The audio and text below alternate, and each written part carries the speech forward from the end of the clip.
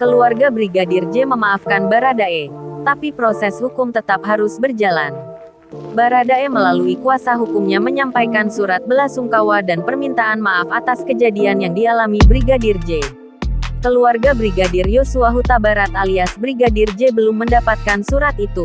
Meski baru mengetahui surat Baradae dari pemberitaan di media massa, keluarga Brigadir J memaafkan.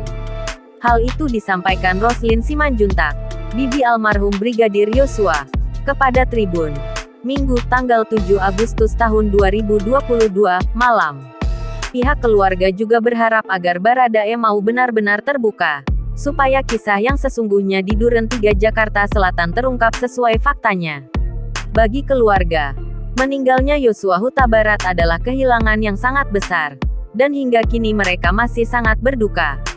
Bahkan ibu Brigadir Yosua, hingga kini kondisinya belum juga bisa pulih seperti sedia kala. Ibunda Brigadir J masih trauma. Kalau mendengar ada bunyi atau suara yang kuat, dia langsung kaget, kadang histeris. Soal kondisi istri saya, mamanya almarhum Yosua Huta Barat. Sampai saat ini istri saya belum bekerja, masih trauma betul, terpukul batinnya selaku dia seorang ibu yang melahirkan almarhum. Sementara ayah Brigadir Yosua, Samuel Huta Barat, pada kesempatan berbeda menyebut hingga kini istrinya masih sering menangis.